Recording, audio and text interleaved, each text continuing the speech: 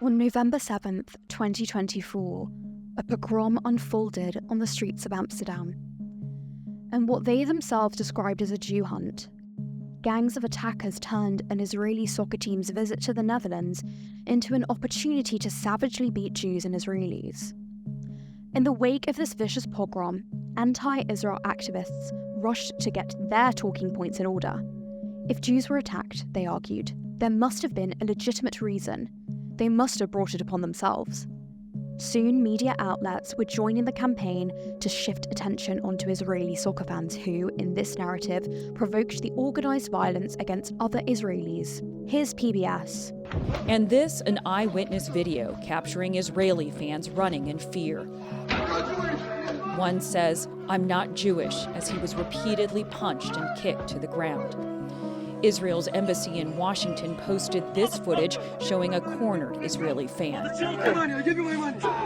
More than 60 people were arrested and 5 victims were hospitalized and released.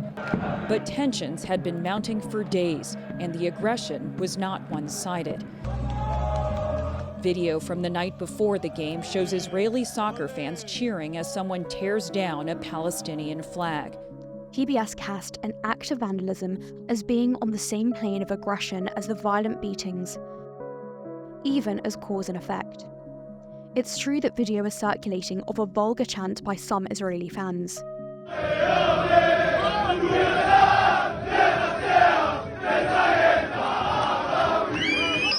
Apparently that chant, however ugly, wasn't enough to justify the anti-Jewish violence, so activists rushed into the breach. They flooded social media with doctored and miscaptioned videos, falsely accusing the Israelis in the clip of chanting death to Arabs and "there are no schools in Gaza because there are no children left." This misinformation campaign quickly made its way to the mainstream media.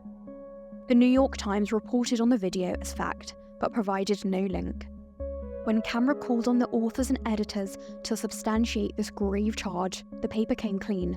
It had no such video. The Times published corrections and removed references to the video. But the lie, crafted on social media and blasted by the New York Times to a massive audience, continued to spread.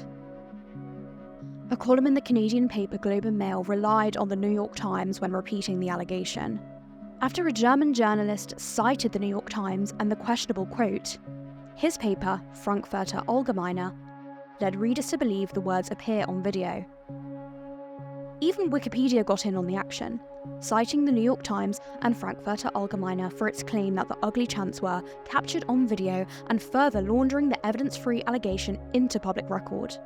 And on it went. The Guardian referred to verified social media videos showing the chant. The Media Line too reported that video showed the chant. When Camera asked for evidence, the Media Line author made clear he couldn't substantiate the claim, and the article was changed to say that the chants reportedly included the words in question. Frankfurter Allgemeine admitted to Camera that it didn't, in fact, have the video, but defended its language on a technicality. The Guardian changed its article to note that allegations regarding the chant were sourced from unnamed city officials and Dutch media. The Globe and Mail columnist didn't respond to Camera's call for substantiation. And then there was NBC News. Social media footage shows Israeli fans menacing local businesses, attacking a local taxi, tearing down a Palestinian flag, chanting death to Arabs, and let the IDF win. The network even insisted that the video was geolocated by NBC News. When Camera asked for substantiation, editors said that they stood by their reporting, but, as a matter of practice, don't release video. By NBC's own claim, though, the clip isn't proprietary video, but social media footage. There's no journalistic reason not to link to a supposedly publicly available video. But when pressed, NBC fell silent. Football fans are obviously capable of spewing hate, and it's impossible to prove that no one ever uttered these ugly words. But the burden of proof is on the journalists making these claims, and so far, not one has provided that proof. Anti-Semitism is often described as the world's oldest hatred, and it's evidently alive on the streets of Europe 8 decades after the Holocaust. And when anti-Semitic hate erupts, its apologists are always there to jump to blame Jews themselves for it. Why are supposedly reputable media outlets helping them repeat these baseless and dangerous lies?